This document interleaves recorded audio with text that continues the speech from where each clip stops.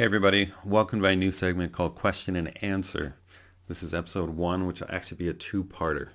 The question that I got today was a pretty important one, important enough that I have to excuse the eyes.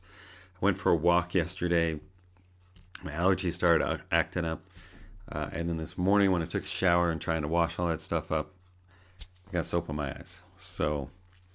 But anyways, this question got asked and I want to make sure that it gets answered. So the question is, how do I stop letting people affect my emotions? It's a great question. First part of this is you have to understand it's a compliment.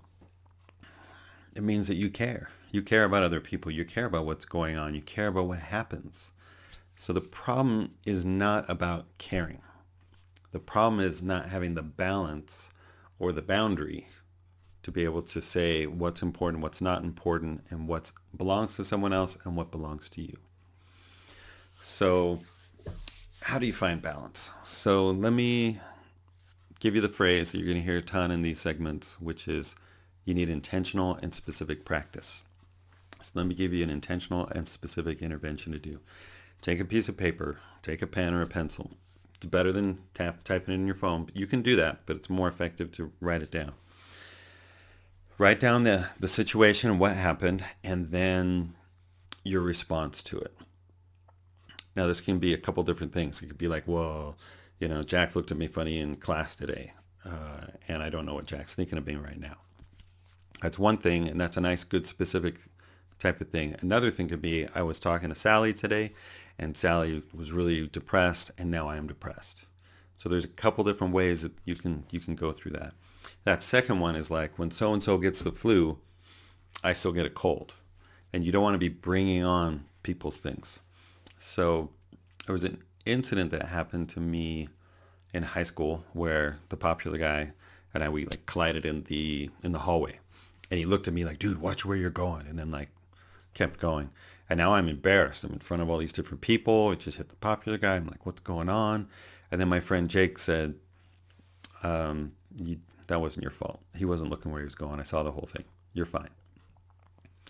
And so now I had 3 different perspectives. I had that guy's perspective, my perspective, and Jake's perspective. And I was glad that I decided to believe Jake at that time. So when you've written that down and when you put that in front of you and you look at it and you go, okay, is this important? Is this not important? Does it belong to someone else, or do I need to take part of it? Then you have to ask that outside perspective. Say, if I had a friend going through this situation, what would I tell them?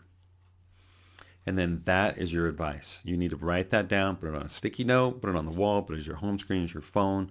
That advice is what you need to follow.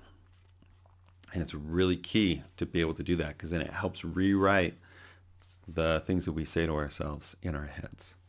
Now, if you don't do this intentional and specific practice, you'll eventually go to the shortcut route, which is you'll eventually just develop apathy and just not really care about what anybody's talking about. So you don't want to go that direction, because it'll bring up 2 different things. One is it'll go against that good nature that I talked about at the beginning of the video. You're not caring about people when you really are someone that cares. The second thing that'll happen is you'll start to develop grudges, because you're just not really caring or just not having much emotion, and then you just believe it's everyone else's fault. And you don't want to do that. So that'll bring to another video that I'll make another time about internal and external motivation. But we'll move into part 2 about how do we let go of grudges. So leave a comment, leave a like, share this if you'd like. If you have a question, put it below. If you have a question that's a little bit more confidential, go to my website, Cameron-R-Armstrong.com, and there's a part there that says a question for a quote, and you can just put your question in there and it'll send me an email. All right? See you in part 2.